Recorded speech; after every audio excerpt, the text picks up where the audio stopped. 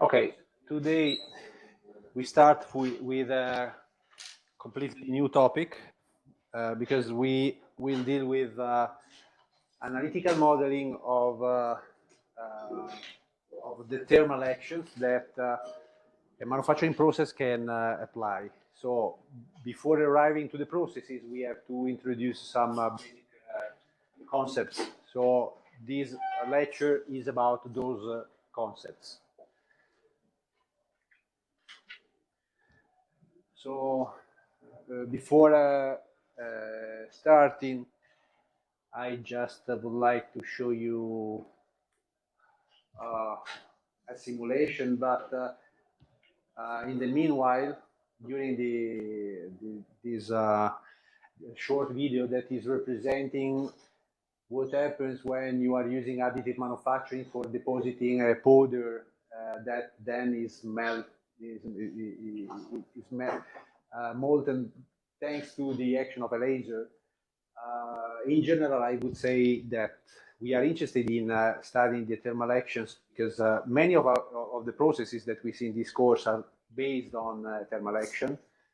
Not only the laser, but also plasma cutting, electrodischarge machining.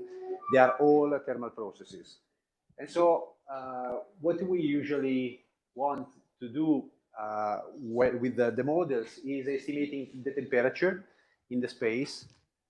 So for this reason, you see the three spatial coordinates, but also in time, because time will be important for us for understanding when we achieve a certain temperature.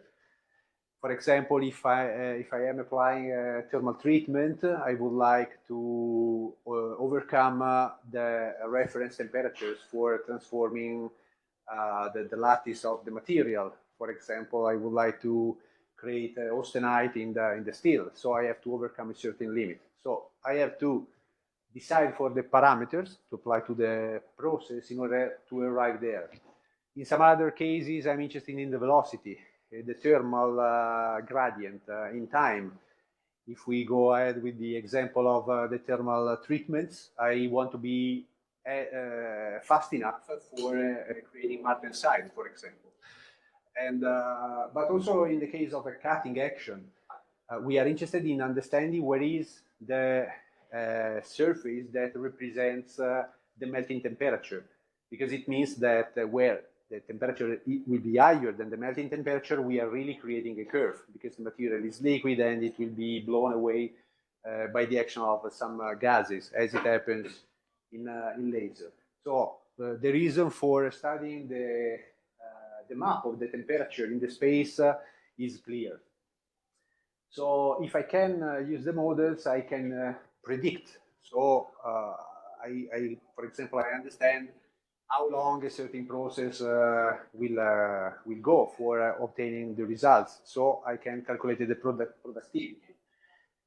The point is introducing models that at the same time are accurate enough, but that are also manageable. In some cases, in fact, instead of using analytical model, that will be the case of this lecture, sometimes you use CFT, for example, or numerical modeling. I will tell you something about pros and cons of one solution instead of another. But the purpose of this lecture is introducing equations, because this way you can basically you can solve real practical problems, not only the exercises that are helpful for the course, but in general they are powerful enough for solving real industrial problems. Then sometimes when you want to be more accurate than that, you can use simulation, but this is something that is outside the purpose of this course. And in any case, there is also another added value when you study the equations, as you know, in physics, for example, that you know what are the levers on which you can act for obtaining the final results. You can change the parameters and see what happens. For example, in this way, you will understand what are the most sensible parameters on which you can act for getting a certain result. So the equations give you a physical sense of the process. So for this reason, when you start studying the processes, it is much better if you start from the analytical models instead of using CFD, because then CFD or numerical simulation, because then when you use numerical simulation, you should be already aware about the physics. Otherwise, how can you judge if the result is in line with your expectation, physical expectation? You cannot check for the results. So practically speaking, you see that under the technological point of view, we can understand if in a certain case it is better to use a laser or a plasma, depending on the specific power they can get. We will see these concepts later.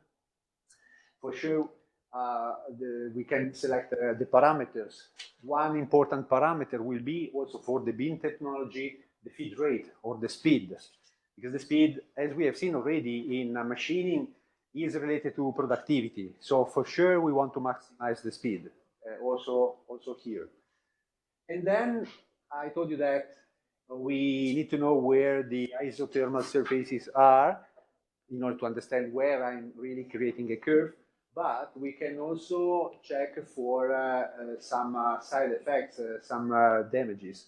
If I have, I don't know, a certain window, operative window or temperature where I know that I'm creating, I don't know, some inclusions in the material, like it happens, in some steels, I can manage the temperature in order to pass across that range quickly by playing on the parameters. So they are really, these models are really powerful.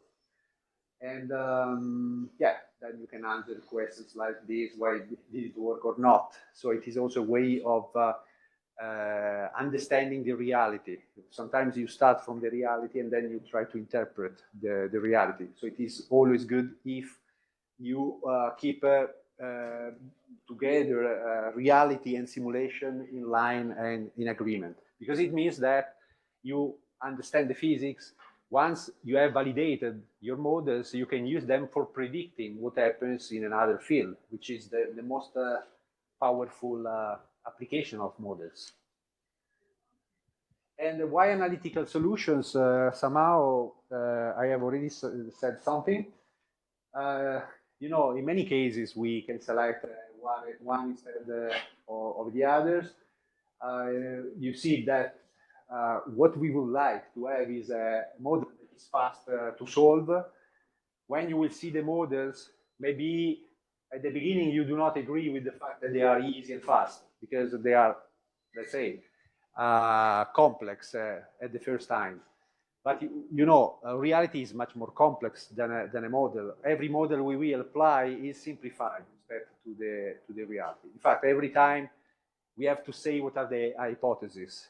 In the frame of those hypotheses, you can say something about reality. So for sure, we are simplifying things when we use analytical models. So we have to be careful, because if we make an hypothesis that is not valid in our case, the conclusions I can get from the model are not representative. So we have to be careful to the hypothesis. But we will see that even if the models are strongly simplified, there are some circumstances where we can use them. And we will carry out some checks in order to be sure that the model is good for a certain situation. When you have equations, obviously you can apply math, and so you can make the passages. And instead, if we go to the numerical model, they are more complex, but if they are well developed and you know what you are doing, they could be more precise. Obviously, this could be valid for both the ways. I would say better that numerical modeling is potentially more precise, because it is precise because it contains more physics. Let's say you can consider many things together if you consider multi-physics programs and simulation software, they consider electromagnetic field plus thermal actions plus structural part, then electrical, everything together. So you cannot do that by hands with some simple equations. But again, you have to be careful when you set up even the simulation environment. So if we stay with the analytical solutions, for sure we will have some unmodeled physics. So we have to decide what to model and what must be discarded, because it would make things too complex. As I said already in some other lectures to you, it is our feeling, our engineering feeling that, supported by data, that should prove that those hypotheses are not too much for your case. So in the course of this lecture and the exercises, we will test this capability of the models. Then, since we are simplifying reality, we apply typically strong hypotheses like this one, homogeneous material. We know that materials are not homogeneous. We have seen it in advanced machining. If I go to the grain level, I cannot say that they are homogeneous. They are different constituents, different grains. But in many cases, for example, if the grains are much smaller than the dimension of your beam, you can make that hypothesis, and the error is not too much. Or typically, we don't consider the dependence of some physical properties of the material on the temperature. This is typical. When you make an exercise, you consider density at room temperature or at 20 degrees. The same for other physical properties like heat capacity or conductivity and so on. If you want to be more precise, you should consider their dependence on the temperature. But then your model is not so easy anymore. And maybe you cannot find a closed solution. Because when we use the equations, analytical equation, what we would like to have is a closed form solution. Because otherwise, if it is not closed, again, you have to go to the numerical side. And so you lose the advantage of using an analytical model. So sometimes we apply strong hypotheses with the purpose of having a closed form solution. It seems strong. It is only valid in certain under certain hypotheses, but it is enough for many cases, and for sure for the cases we will see in this course. Sometimes we neglected the beam shape. In some other cases, instead, we will study the beam shape, like in the lasers. When we will study lasers, we have a part of optics, and so we will see how the shape of the laser can have an effect on the results, because the same power is passing through a shape that has a minimum cross-section. When the cross-section is minimum, obviously the specific power will be maximum, because the same power is passing through that shape, and we must be aware of that. So sometimes we will be able to consider the shape. In some other cases, instead, we will say that our beam is as a distribution of power that is rectangular, so flat, which is not perfectly true. But if we are aware about those hypotheses, we can use them. Okay, also the last part is important. You know, when you go with a beam like a laser, you must be aware about how much the surface of the part is able to absorb that radiation. We will solve this by doing what the engineers do. So we will apply a coefficient that comes from reality. We can make experiments for obtaining the so-called absorption coefficient. So we know that at a certain temperature, the absorption coefficient of aluminum will be 98%. And we will use that one in order to reduce the power that is really entering into the material. So we start from the power exiting from the source, but not all of that power is really useful for the process. And in the case of that coefficient, typically in the exercises, we will give you that coefficient. In the case of reality, you can make even experiments to fine-tune, for fine-tuning those parameters. So even analytical models can be made more precise if you, in case of need, you make some experiments for tuning the parameters. So the first step is making, let's say, an overview of the different models we could use in function of the type of process. Here I have made just tiny modifications, so I already uploaded the new version. They are small. For example, here I have added the DEV. Now I will tell you. So if you have the previous version, you don't have this V. Instead, if you download now the new version, it is perfectly aligned with this one. You know, every time, at least I try to improve it. If I see some flaws, I try to correct them. So this table is important because, first of all, it tells us that we can have two main families of sources and models. First of all, a source is the origin of the power that we are using in our process. Sometimes the beam or the source is motionless in the sense that it is still, it is not moving. Or the process is not so fast so that I can neglect the motion of the source. And obviously, this is the simplest case. In other cases, instead, I'm moving with, for example, I have a laser beam, and the beam is going back and forth for cutting a material. So I have to use another type of move. Instead, in the column, we see the different geometries of the sources that are coupled with the solution of the thermal field. I can say that if I sum the dimension of the sources, for example, in this case, I have a planar source, and the planar source is on a plane. So I have two coordinates for describing the source in its plane. What I can do in a case like this is modeling the temperature along the third direction.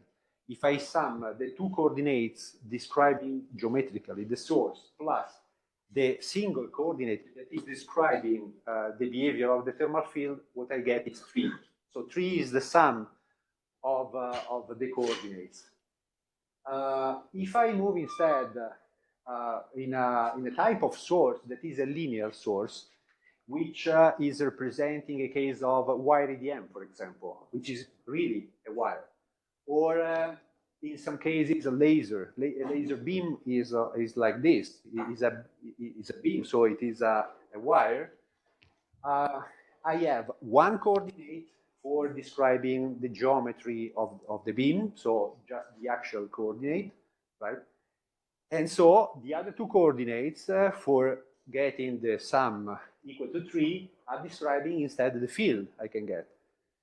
If you think to be in the position of the source, you look around by 360 degrees and you see the isothermal distribution, which can be described by two coordinates, x and y or r and theta. Okay, it depends on the system of coordinates, but they are two in any case. The last one instead is a point source, which means that the source itself has no dimensions, so 0 dimensions. And in fact, it is able to create a thermal field that can be described in 3 dimensions, all the 3 spatial dimensions. We can couple the geometry of a source with the process, and I have a slide for that in the next slide. But maybe it is difficult to imagine a process that it is a point source, but I can make an example for you. When we will study laser welding, we will see that there are 2 types of welding. by laser. One is such that you first create a curve that then is closed after the passage of the laser itself. It will be called as keyhole welding.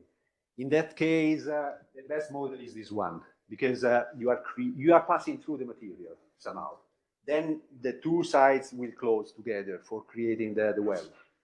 But there is also the so-called conduction welding. In conduction welding, the bead is not deep, and it is almost round. Apart from the motion, it is round. And in fact, if you think about this kind of geometry, the isothermal surfaces are spheres. And conduction welding can be modeled like that. So, for describing the thermal fields here, as a recap, in the case we have a planar source, we just need X. And depending on X, we will have T. So T depends only on X. Dependently on how far I am from the source, I will have a certain temperature at a certain time. Instead, in the second case, since the thermal field is described by two coordinates, I have X and Y, or R and theta, for looking around here at a certain time. And obviously, the third case is with three coordinates. But what happens when I'm moving the beam? Why am I adding just V and I don't have T anymore? What is happening? Try to imagine before I say the solution. What could you imagine? What could happen if I'm moving the source? Maybe let's start from this one, because I commented more about the fact that the isothermal surfaces are spheres. But now, if I start moving with my beam, what can you imagine it will happen to the shape of the isothermal surfaces? How will they become? Can you have an idea?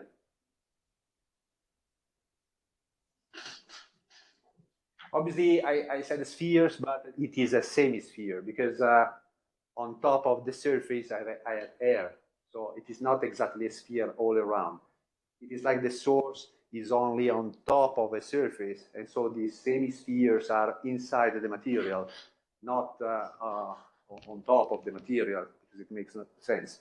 But that sphere, if I start moving, is becoming something different. Sorry? Kind of like a half a pipe, or like a half a pipe. Yes, but something similar. Yeah, you are thinking about a cylinder, semi-cylinder, but it is temperature, so the source is going far away. So at a certain time, you don't have a cylinder. What happens to that cylinder when it is far from the source? Yeah, it shrinks. So what you have is an effect like in aerodynamics. You have the tile of the distribution. It will feel the velocity, so it will modify because of the velocity itself. So instead of being round, there will be an effect after the passage, because as I was saying, the temperature will reduce after the passage, after some seconds of the passage. So I'm making intrinsically an hypothesis. In the case of motion, I'm considering a stationary or quasi-stationary situation. So only the regime condition. So it is like I will have those 3D shapes that are moving ahead at a certain V, and they remain constant, which makes sense. So it is like I'm saying the source. If I am the source and I'm looking around what I am creating, I see always the same situation because V is constant. Okay, I always say the tile of the distribution, but it is always the same. It is not modifying the shape along the time because the velocity is the same. If I accelerate, something will happen. But as I am saying, I don't have acceleration here. I have a stationary or quasi-stationary velocity. So this will happen in all of the cases, but we will stay only in the first line. That is enough for the purpose of this course. So again, we are trying to make the things as easy as possible, because we learn enough for modeling what we need for the processes. Then, as I told you, in a specific case in industry, maybe it is better if I use simulation, like in the first case of additive, where the things are too complex and I would simplify too much. So in that case, or in every case, even in welding, I could use simulation if I want to understand better. And I will have some videos coming from simulation. You see that the very first case is already good for us, because this list of processes that are inside this course can be treated with the motionless beam with the planar source. So laser drilling and heat treatment, laser deposition, laser welding, EDM, electrical discharge machining. When we talk about drilling, the hypothesis we will make is that, first of all, the strong hypothesis is that the source is planar and infinite. It is really strong, because it is not true, because we will use a laser that has a finite dimension. And instead, we will apply the hypothesis of infinite source. But I have to say that if we consider just the vertical direction, it is not such a big hypothesis. It is doable. If we make an experiment, we see that the difference is not so much. We can accept it. In drilling, we are making also another hypothesis, because when I start drilling, I start from the top. Then the material will be melted, and then since I have gases, it will blow away, or sometimes it will be vaporized. Depending on the specific power, I can even transform it directly into a vapor, a gas, so it flows away. So at the next step, I don't have the same surface anymore, because I have already removed a portion of material, and so it is like the surface is moving to the bottom of the hole. But this motion can be neglected for our purposes. So still, I can use a motionless beam source. We will deal with drilling in the exercises. And obviously, I cannot neglect the fact that the top surface is moving, because since the laser has a shape, what it is that, as I said at the beginning, the specific power is changing along the depth. But these are, let's say, second-order hypotheses that we will deal with. Instead, for the line sources, we have laser cutting, plasma cutting, and full penetration welding, as I said, or keyhole welding. And in the last case, as I already said, conduction welding and selective laser melting, because also in that case, a melt pool will be created. And I can consider the isothermal surfaces like semispheres.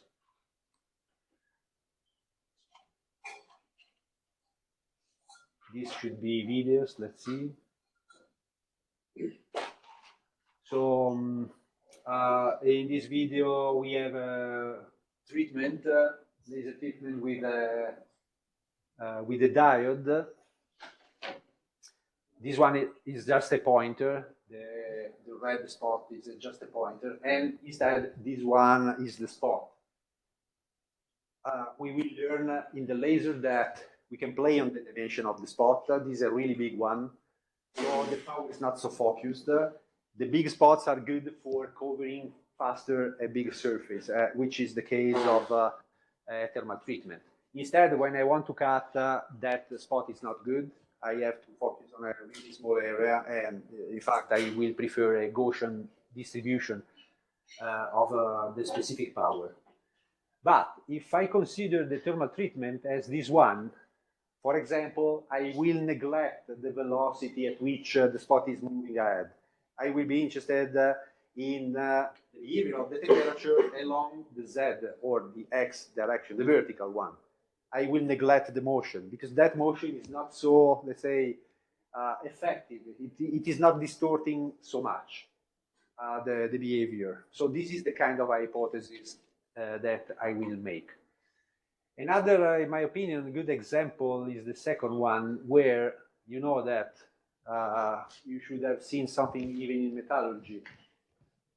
It is a case similar to welding, but instead of welding, here I am cutting. So, in other words, you see that the curve is telling me where the isothermal surfaces have arrived, right? Because for sure, here, this boundary between the solid part and the curve itself that is empty was the isothermal melting temperature. So there was a surface here that is putting together all the points that were at the melting point. Obviously, if I go inside, the temperature was higher than that. And in fact, I don't have material anymore because it has been blown away.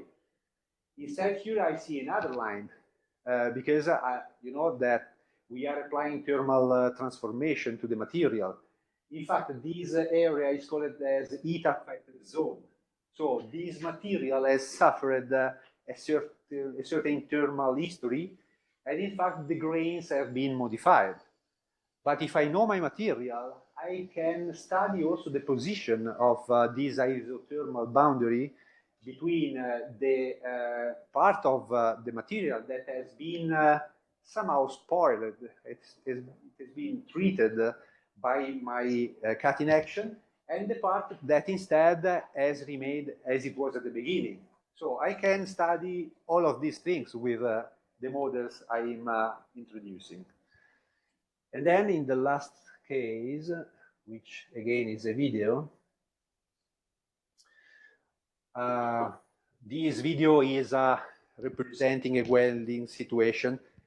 In many cases in the scientific literature, they study welding without having two parts to weld, but they start from a plate and they go with the laser. The laser penetrates. It is for simplifying things, but we can even be more precise. This is just for explaining what you are looking at here. But in a case of welding, we have to be careful about the velocity at which the temperature will decrease. Otherwise, what I risk is to create martensite. If it is a steel and I am too fast, the risk is that I'm creating a brittle, hardened brittle structure, which is really bad for a welding bit, because it means that the material here is much harder and much more fragile with respect to this material. So this is not good for the result. So thanks to our models, we can not only check the temperature, but we can check how long it takes for passing from 800 to 500 degrees, which is a window that usually is studied in order to understand if we are creating troubles to the lattice or not.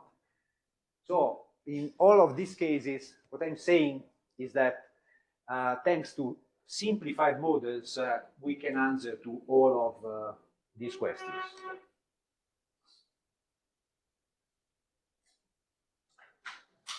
Okay, we have to start from the beginning.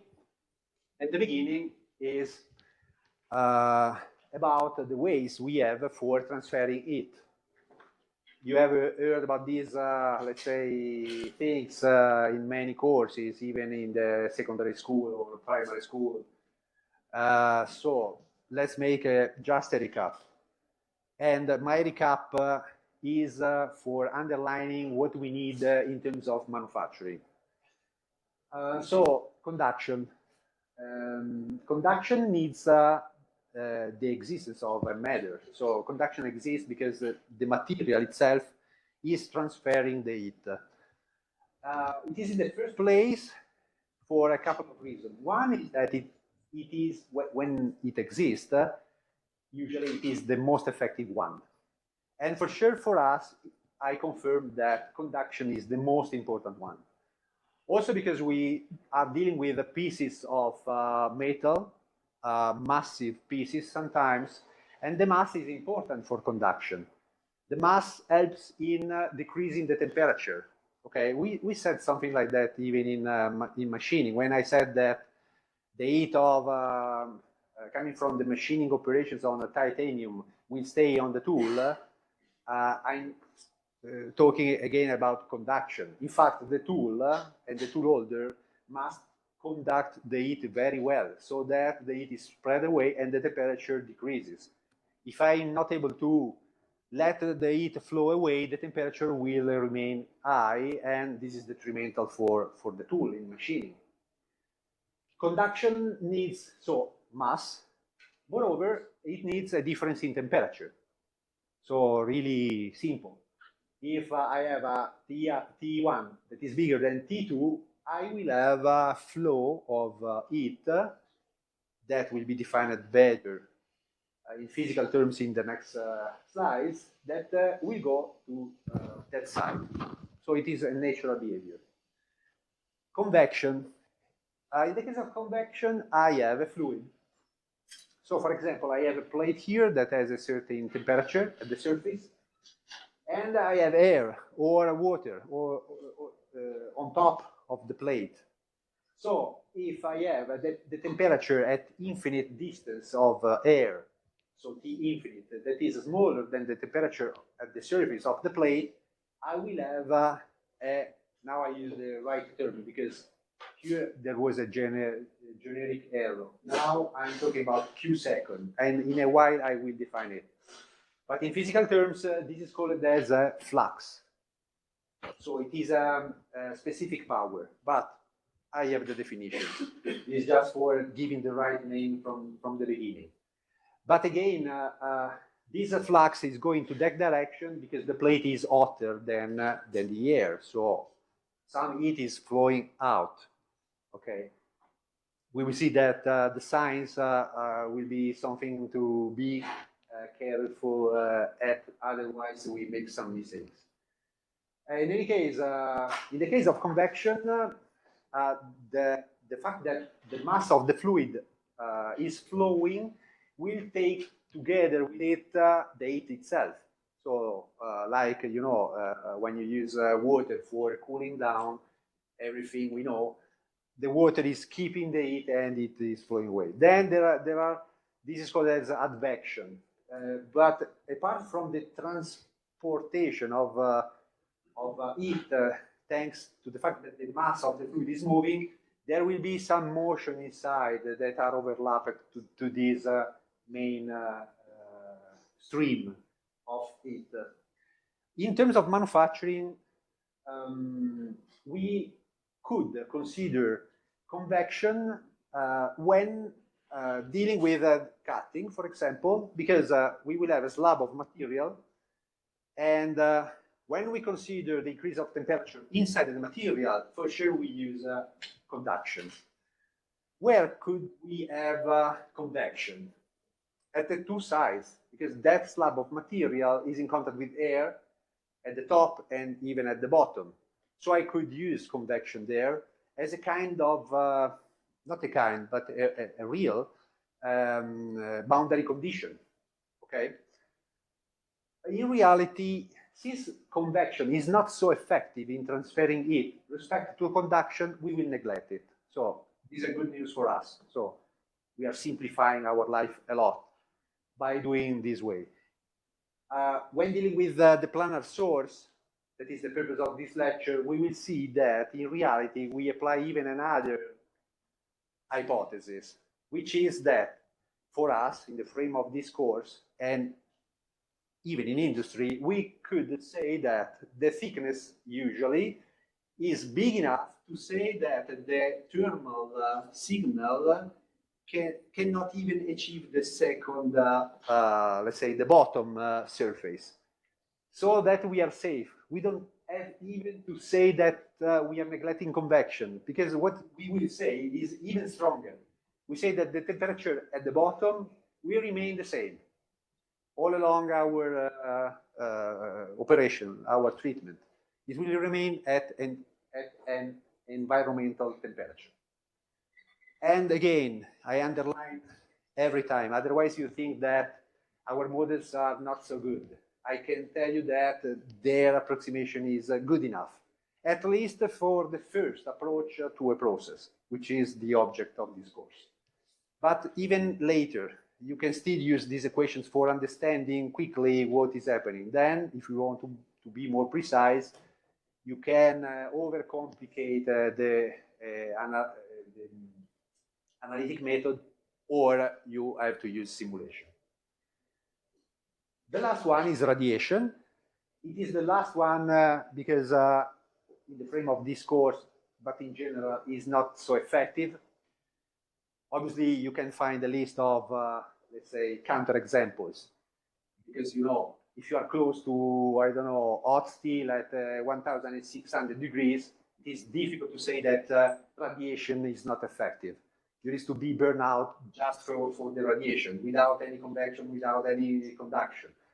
But in the frame of our processes, we will completely neglect it.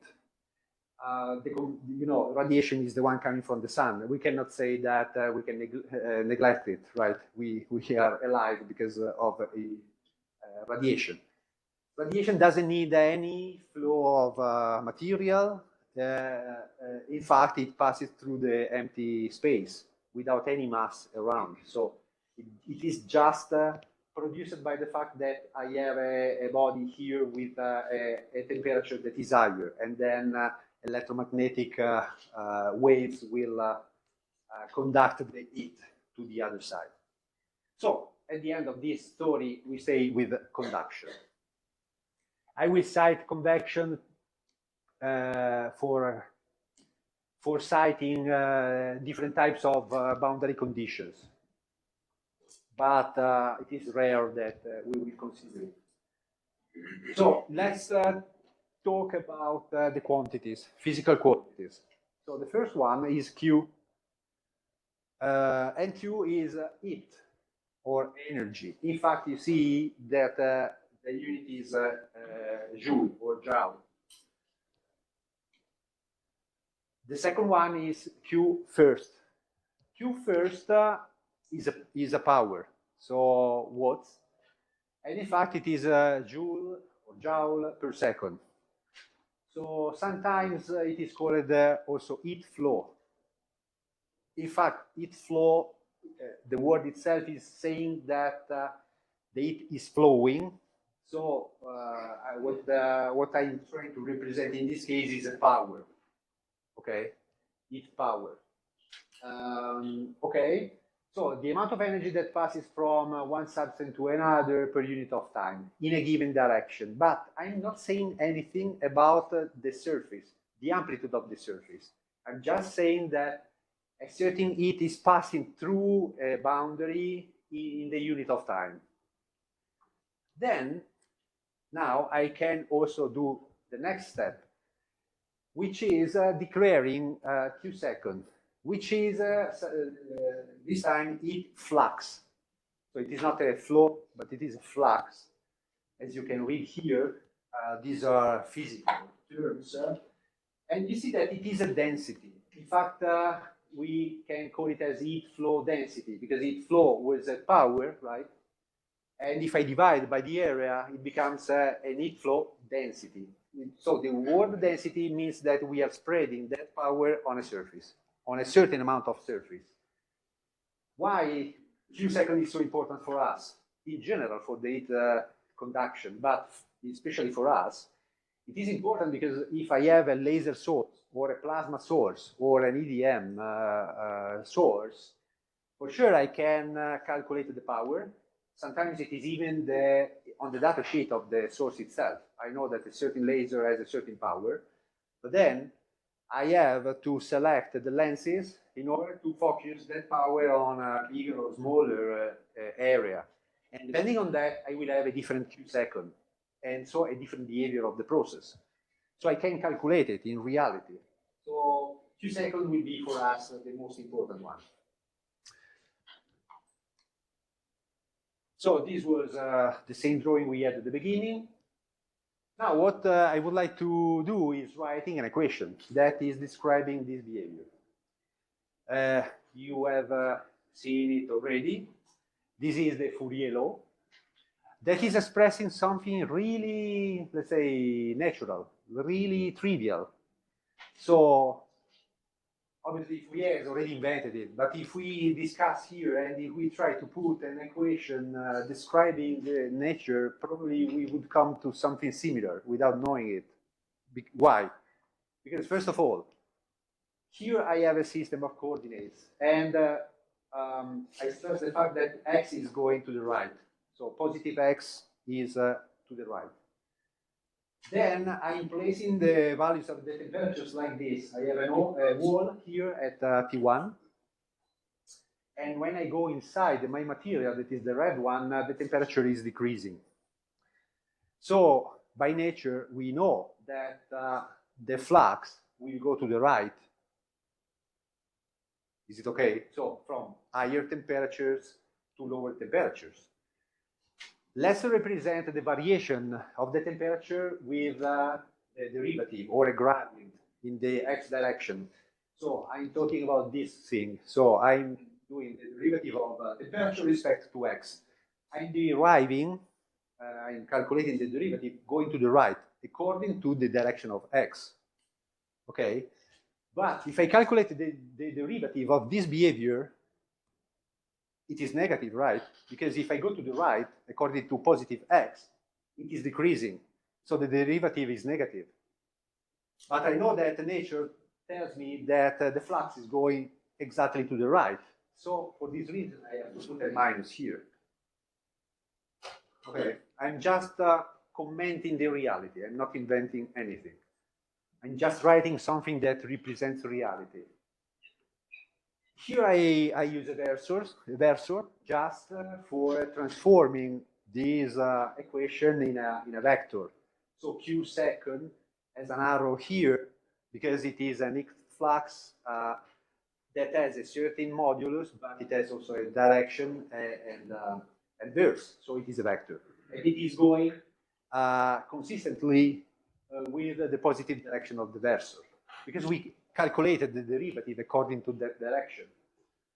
I just need one thing, as usual, in the physical equations, because obviously physical equations are elegant and are general, but they always need something to, let's say, represent a certain reality. So dependently on what kind of material I have here, I will have a different behavior.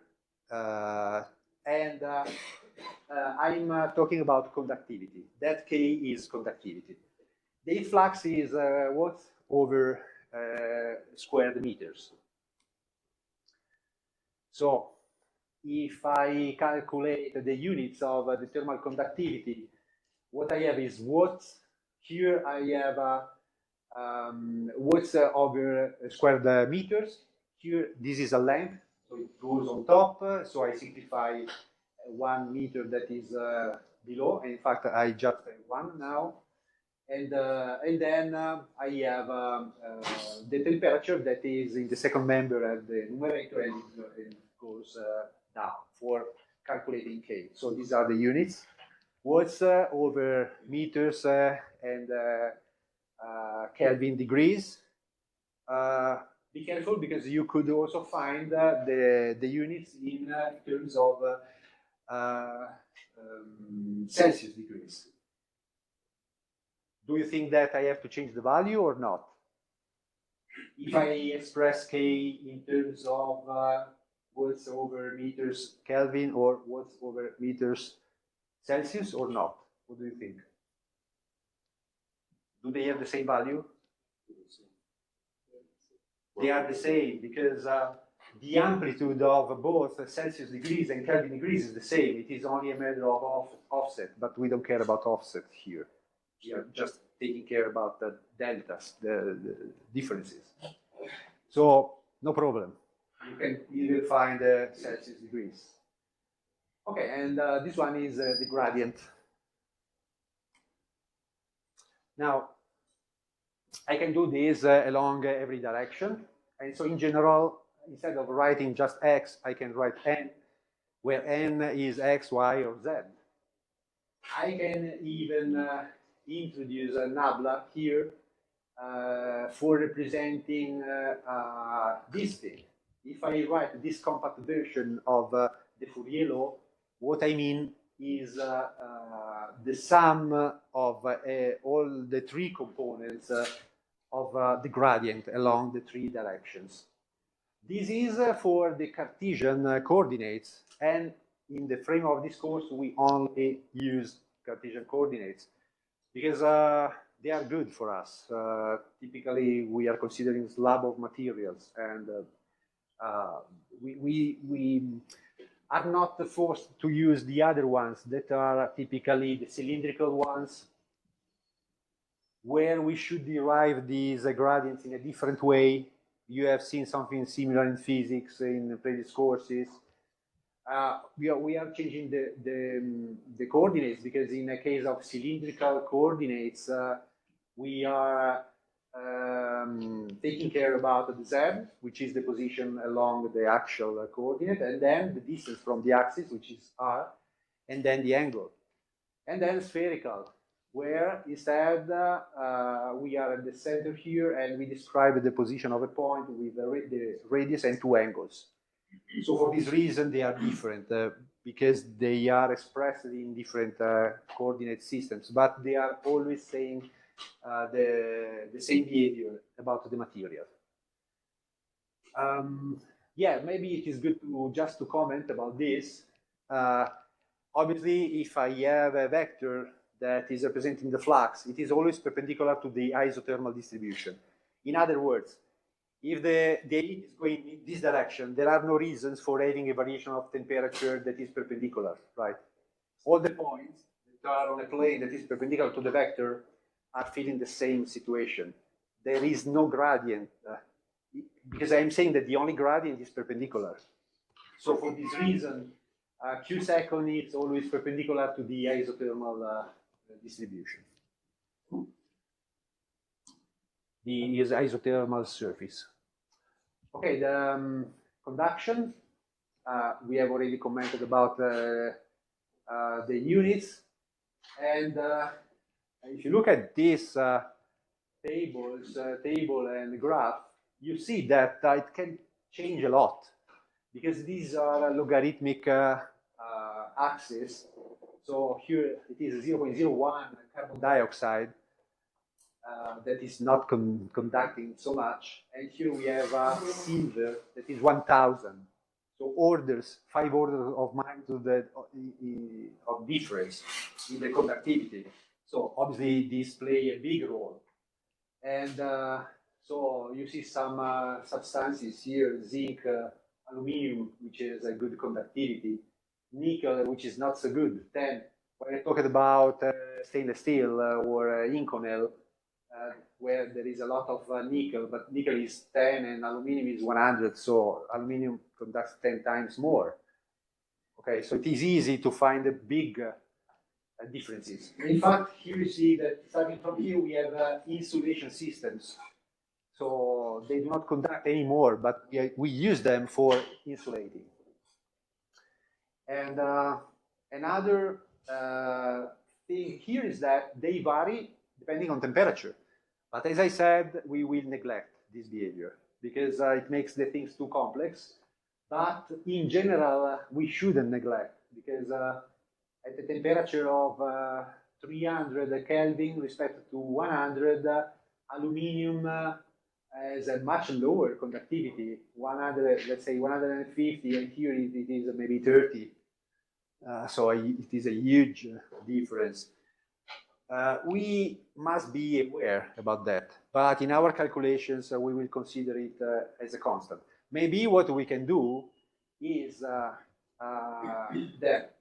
if we are dealing with a process that happens at this temperature, because on average, the temperature is higher than environmental one, maybe it is better to use the conductivity of aluminum at this temperature because it is representing our case, as it happens in some additive manufacturing techniques where the machine is keeping the temperature at a high level, So if I am at that level, it is better to take the book and read the conductivity of my material at that temperature instead of using the one at 20 degrees. But then we keep it as a constant. And this is convection. So I already commented about almost everything here. Maybe the thing that I didn't say is that we call the convection as natural, where, you know, because of a difference of density, you know, when we say that the hot air goes, let's say, is going up, it is because of the density, and so it is lighter. And this creates some recirculation. And we use this concept for cooling down many systems. If you think about the engine of a motorbike or even some cars, obviously we are cooling down because of convection, but it is natural. So it is just due to the motion of air, like this. I have air that is moving and it is taking away the heat. In some other cases, instead, it is forced.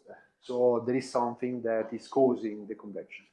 I would say that the case of the car somehow is forced because there is a motion that is caused by something else. If I have to use a pure definition of natural, everything is still, and just the density is creating the motion. Okay, so for being precise.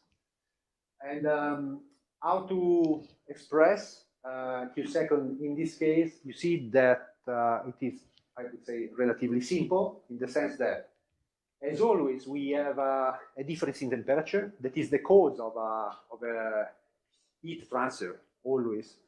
And this is the difference between the temperature at the surface and the temperature at infinite distance. And then, again, there is a coefficient. Maybe you have heard, for sure, you have heard about this coefficient when studying maybe thermal treatments. In metallurgy, when they say, or we say, that if you are cooling down a piece of metal in still air or in stirred air, so air that flows away, and we say that if the air is moving, it is more capable of subtracting the heat, it is because we have to change here H in the case of a still air instead of moving air. So moving air is more effective. The same for other liquids. So in a case you want to use this equation, you should consider a value of the constant that is really representative of that fluid and the conditions of the fluid, if it is still or in motion. And then what we get, again, is a specific power. Okay, let's make a step ahead, because now we are introducing a little bit more physics, because what we want to get is an equation that, once solved, gives us the thermal field. We start from the first thermodynamic law. I'm cutting the story short, but the first thermodynamic law is telling us that we have the conservation of the energy. So if I have a system, and let me define the system, typically what we do for defining the system is creating a control volume. So it is like I'm confining this volume and I'm just taking care about what happens in that volume. That volume has also the surface. The surface is the control surface, and for us is really important because across the surface a couple of things could happen. One is that some heat can enter, and in fact I have incoming energy, or since I have the dot there, this is already power. This is already a flow. Okay, so this is the derivative of the energy in time. Okay, so it is a power. I have incoming power that is passing through the surface. Okay, but something else could pass through the surface, right? What can pass? what is the other way of exchanging energy for a system? And the first thermodynamic law is considering also that one, not only the other one, work. You said mass. I take this suggestion because mass is useful for flowing systems. I'm coming there. Yes, I didn't say that it was still. In flowing system, also mass is moving. Let's keep the system still for now. What could happen is that my system is exchanging work. What do I mean? For example, if I press here, I compress it through the surface, let's consider it press, I'm acting and I'm moving the surface, so I'm applying some work. So somehow the system is receiving energy in form of, or in another form, that is work. And we can demonstrate that there is an analogy between, and equivalence between work and heat. Okay, this is physics. Obviously, the system can also exchange work and heat by letting them flow away, letting them exiting from the surface. Okay, now let's consider the mass. When mass, makes the things more complex or better when you have a flowing mass. But we solve this issue by considering always the same volume. So for us, we are in a stationary condition, so we are not accumulating mass. So the mass is constant. If mass is entering, some other mass is exiting. So for us, we always have the same amount of mass in our control volume. This is an important hypothesis. Not always this is true. For example, we will see in water jet applications that we cannot consider that the density of water is constant because the pressure is so high that the density will increase, but it is not the case here. Okay, and if I look at this equation, I see some terms. So ST means stored. So the amount of energy that is stored in the material is coming from the incoming one minus the outflowing one plus another term that I haven't commented yet, which is EG. G stands for generated. So inside my system, I could have a source of energy. Okay, so I don't know, electromagnetic one or a Joule effect. If I have a current, electrical current that is passing through, here I have heat that is generated inside. And I have that balance because of the conservation of the energy. Okay, I have already commented. Let me just check if I'm neglecting something. Yeah, there is something more to say about the mass. Associated with the mass, there are different types of energy, but we will consider just the internal one. But we have also the kinetic and potential energy. We won't consider them here because why? Because we are not considering that my slab is, I don't know, falling down from a skyscraper. It seems a joke, but I have attended a conference in September where some colleagues in India, they are studying processes in the space. And the way of studying what happens when you are in the space is using the so-called tower. So they have a tower of 40 meters. They create an experimental rig with the process inside the capsule, and then they drop the capsule. And so they have a couple of seconds to study what happens in absence of gravity. It's crazy because it is an experiment 2 seconds long. And for preparing that experiment, probably you take some months. But it is the way you can study the absence of gravity on the Earth. Then there is another one, for sure you know it, using airplanes that do that parabolic trajectory. In that case, I think they have 20 seconds. And the third level is going to the space, which is incredibly more complex and not only complex, but expensive. So in reality, I said something like a joke, but for them, it is not a joke. If they're studying a laser cutting in the space with a drop tower, I don't know, they have to consider something about the kinetic energy.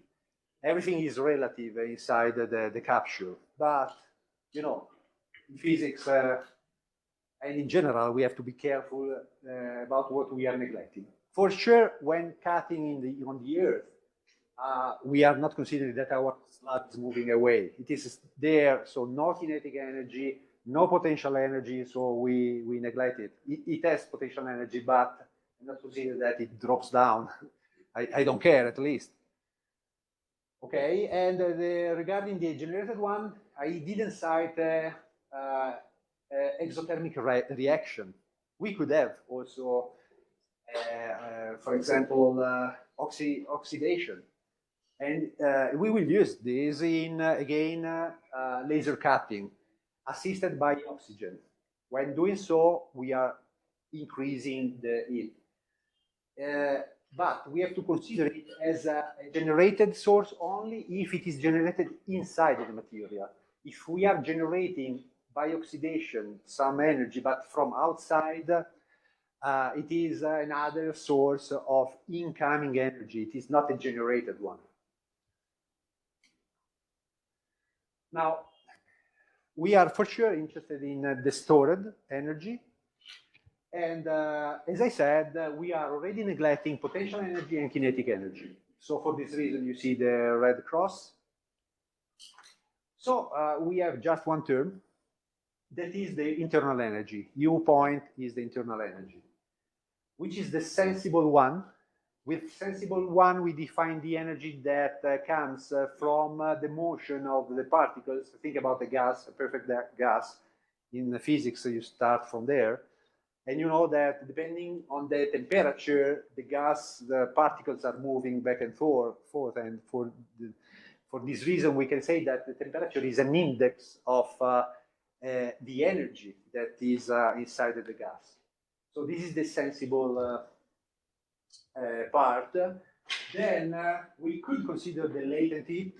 Sometimes we will consider that, but not here at the beginning. For obtaining our equation, we are not considering that our mass of material is changing, is a state of aggregation. Without losing generality, we can neglect it here.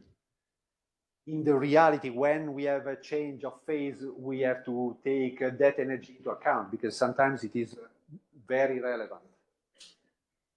Okay, so you see that I'm simplifying a lot. At the end, I'm just considering the energy coming from the motion of the particles inside the material.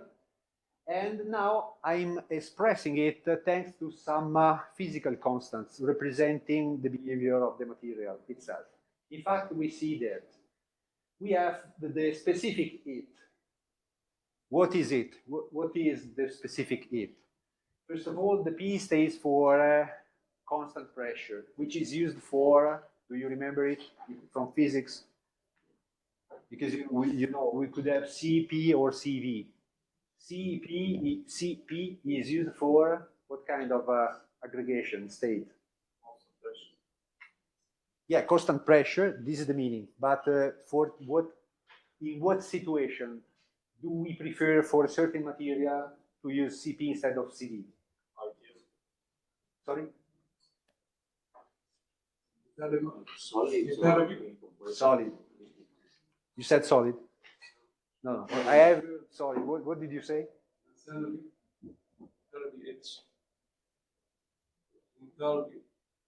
Enthalpy. Yes. But yeah, the story would be long. In the sense that now I'm just taking care about the physical characteristic of my material, which is the specific heat, which means how much energy I have to provide to my object or my material for increasing by 1 degree the temperature of 1 kilogram of. So for this reason, it is a specific heat. It is specific on the temperature. It is per unit of temperature and per unit of mass.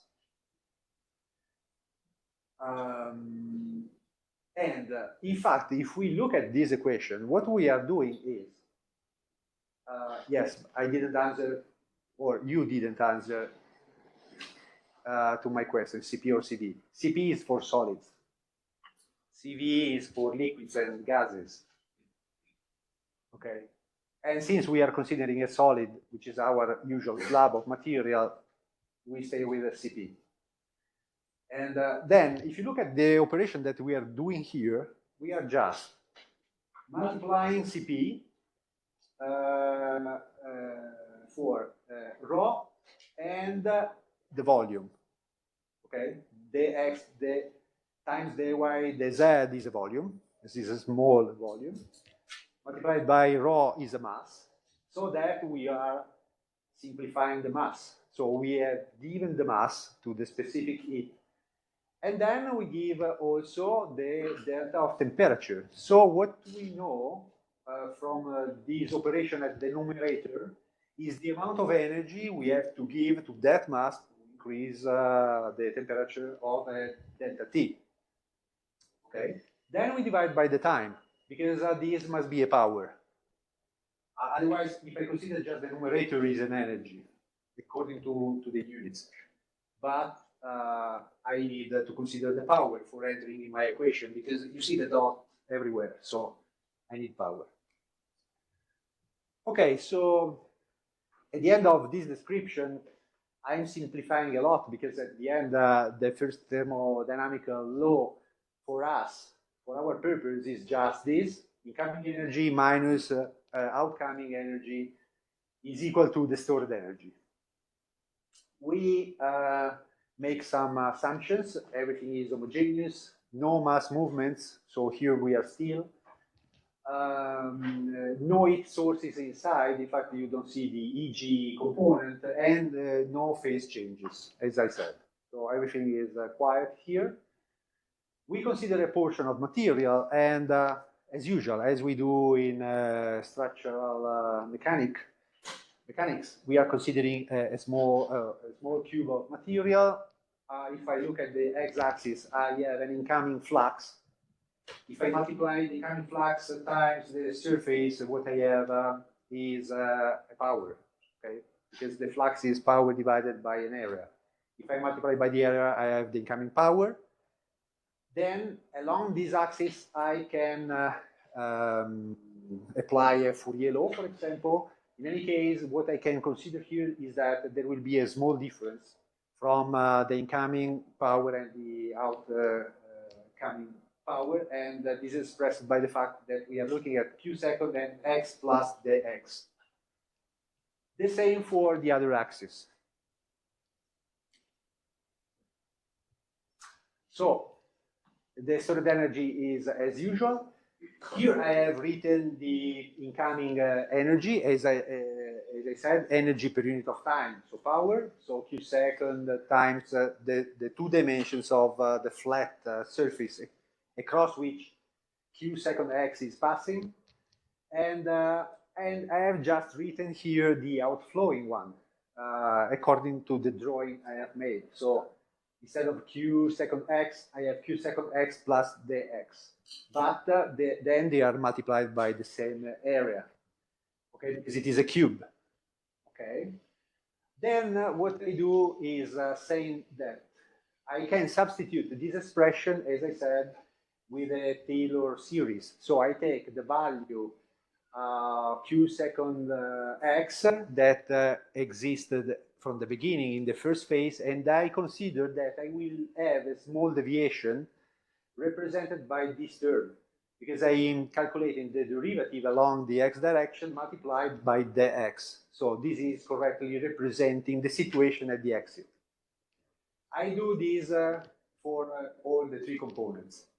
Now, since my definition, be careful to the signs here. You see that I'm considering with the positive sign something entering. Why am I doing so? Because it is a little bit misleading.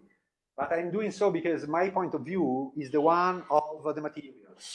When the material is receiving energy, it is a plus. When the material is letting the energy go out, it is a minus. So for this reason, a positive energy is the incoming one. The material is receiving. And this one is the exiting one. Okay, so once declared that, we can make the difference.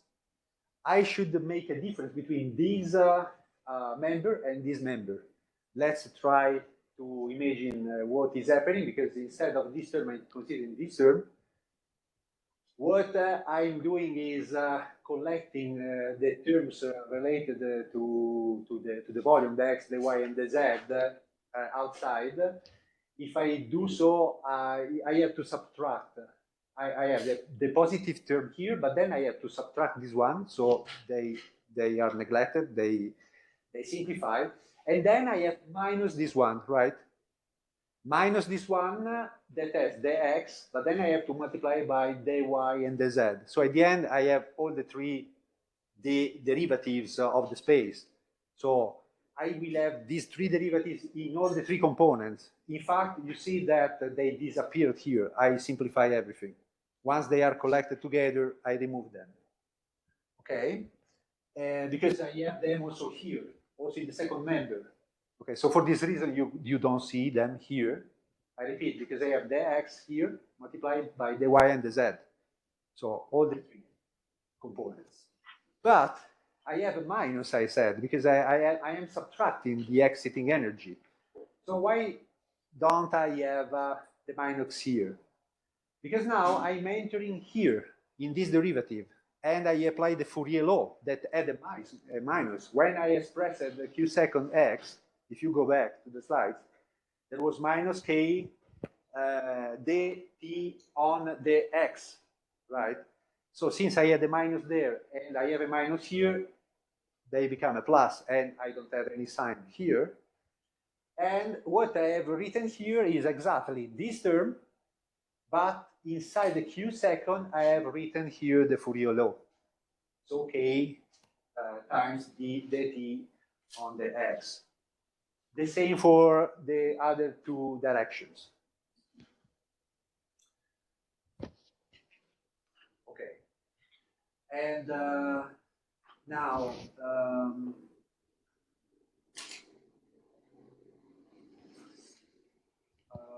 let me see. Regarding the second member, we are just copying the solid energy, and we have simplified the derivatives. So here, let's take, as usual, the first one. This is the derivative of this parenthesis respect to the x, okay? So this means that now we are going to the second derivative of the temperature. In fact, what we get is the final passage, which is this one. I have the sum of the three second derivatives of the temperature along the three directions summed together, which are equal to the derivative of the temperature respect to the time multiplied by a constant. Which constant? If I go back, what I had was rho Cp. And here I am introducing alpha because what I had in the first member was k, the denominator. So let's go back. I show you. It's quicker. There was k here. What I want to do is condensing every physical constant together in order to have just one block of constants. Okay. And we will see that in this way, we are defining a new constant that is valuable. But under the mathematical point of view, what we did was collecting here k, then it goes to the denominator, but then we defined alpha at the denominator, so it is the inverse. So at the end, what we get is this.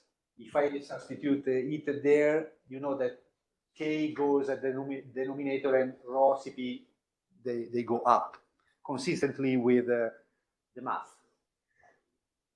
Why this thermal constant, physical constant of the material is important? Because it is keeping together the behavior of a material under different points of view. Because we have the conductivity, so the diffusivity is proportional to conductivity. So the more a material is conductive, the more it's diffusive. But diffusivity is richer. Not only it tells about conductivity, but you see that at the denominator there are two other things. One is already known, the thermal capacity. And here we have the mass. And this is as a physical interpretation, in the sense that if a material is conductive, but it has a huge mass, it is like it is storing energy, and so it is not transferring energy away. It is keeping, the mass is keeping the energy. The same for the thermal capacity, the capacity itself. I made the example of water. Water has a big heat capacity. It means that it is storing energy. So if it stores energy, it means that the thermal signal is not moving, the temperature is not reaching other portion of material. So for this reason, they are at the denominator. Moreover, if we compose the units, we see that even the units are interesting. What would you define diffusivity? By looking at the units, what is it? Square meters per second. It is something like what? It is something like velocity, but instead of having a linear dimension, we have an area. So it is an areal velocity, and in fact, it is expressing diffusivity. In fact, this is the equation of the thermal diffusion.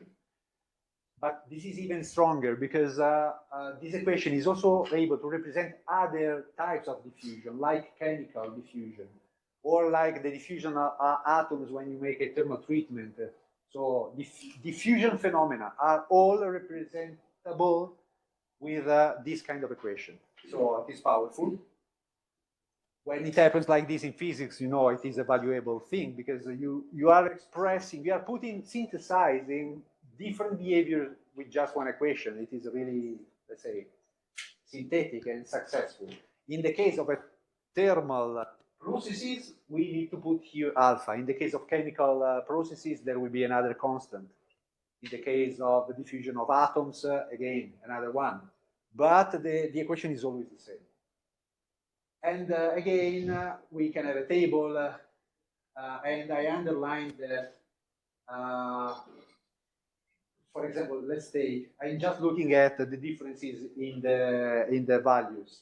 Wood, yellow pine, 10 elevated at -8, so really small. But if I take, which is the big one, I have -3 here. Graphite. In fact, we know that graphite has a good conductivity, but here, as I said, it's not only conductivity, it is diffusivity. In the case, graphite has a much bigger diffusivity than wood, 5 orders of magnitude more. In the case we want to consider also the generated energy, it is like we have to sum to the first member this term that has a small q dot, which is watt over cubic meters. Be careful. And in order to attain watt, I have to multiply by the volume, and then it disappears again. And since this term was not including k, when I simplify k, because I divide both of the members by k, in fact k goes there, but since it was not present in this term, I have it now at the denominator. So I'm just adding another term. Okay, so this is a partial derivative differential equation. When we want to solve it, we have to apply some conditions, and they are boundary conditions and initial conditions. I just comment a couple of slides and then we can stop. So these are the typical boundary conditions. We have to be careful because the conditions that seem simpler are not simple in reality. Because the first one seems obvious. I define the temperature at the surface, but I can assure you that it is really difficult to define it. Obviously, at the beginning, I can say that this table has the same environmental temperature, but when I go with the laser, difficult to say what is the temperature along the process. Almost impossible. So it seems easy, but it doesn't work in a specific case. The second one is instead much better, because in the second one, I'm defining the flux. And we use the Fourier law, and we are calculating the derivative at the surface. For this reason, we have x equal to 0, because we are here. And let's remember the sign, because you look at the arrow, we are looking at a flux that is entering. So for this reason, here there is a minus, and you see that this drawing is perfect, it is consistent. The temperature is decreasing, so the gradient is negative. Everything is in agreement with the definitions I have made. Okay, and we call it as a Q second S at the surface.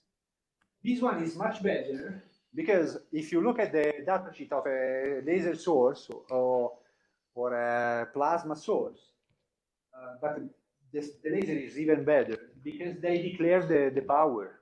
And then since we have power divided by the area of the spot, we can calculate this easily. So the second one is the one that we will use in our exercises. The third one is interesting just because of the drawing, because look at what happens. If I'm saying that I'm not exchanging any heat, it means that the derivative of the temperature here at the surface is null. So I am at a relative maximum. So the trend representing temperature is horizontal here. This is the adiabatic condition. The last one is instead the one related to convection. And I can read it like this. Let's consider a case where we have an higher temperature for the fluids that is around, so that the flux is entering. In fact, if it is higher than T at the surface, this is negative. And it is in this case that this derivative becomes negative, which means that the flux is entering and that the derivative of temperature is negative. So be careful here because it is easy to create confusion. I suggest you to start from what I have said. To better understand this, let's start by considering that T infinity is higher than the temperature at the surface, so that the heat is entering, and this is the represented behavior here. I just want to comment this this slide and then I stop, because there is a kind of philosophical behavior behind this equation. It is so powerful, also for another point of view. Look at it. Here we are just looking at one axis. But this equation is telling us something more than what we said till now.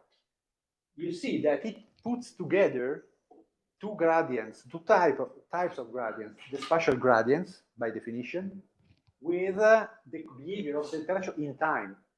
So time and space are correlated here. So in other words, I'm saying that if the second derivative is high here, I'm also saying that the temperature is varying a lot in time, which is not trivial.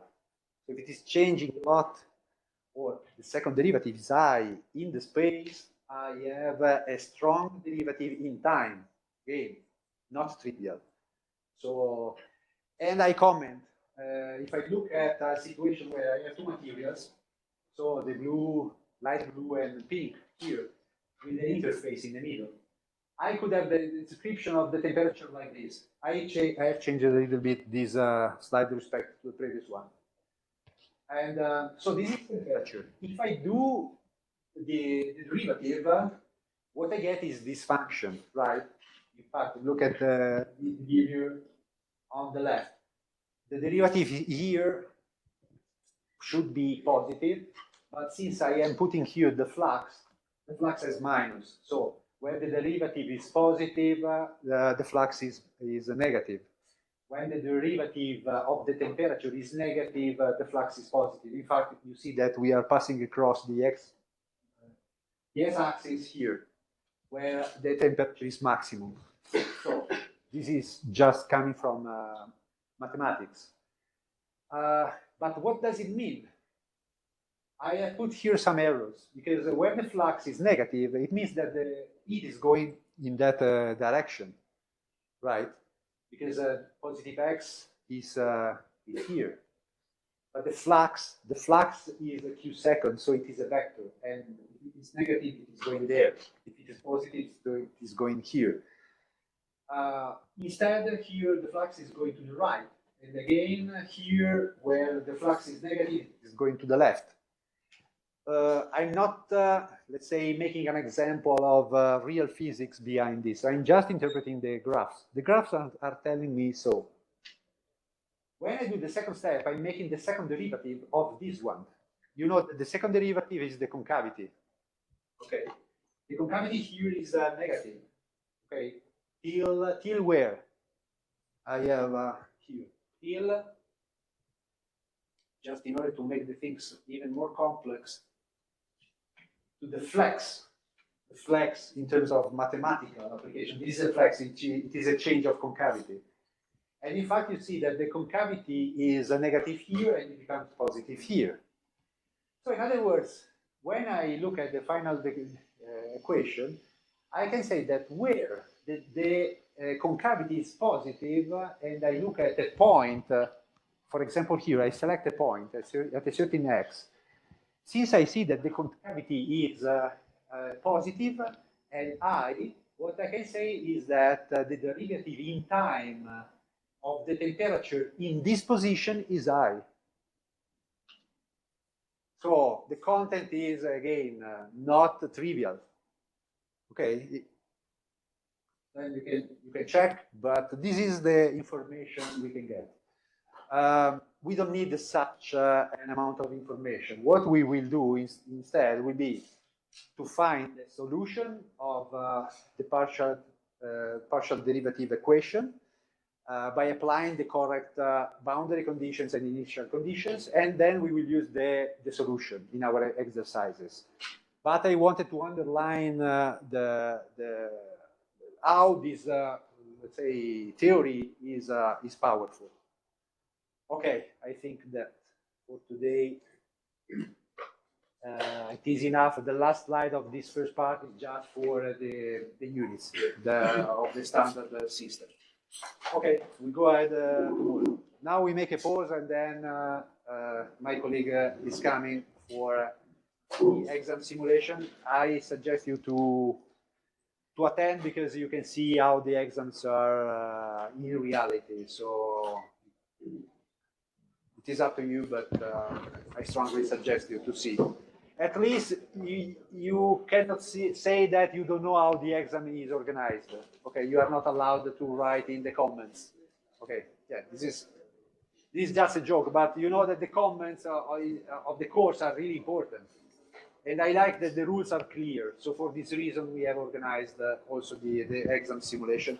Obviously, it is only on the first part of advanced machining. Okay, see you tomorrow.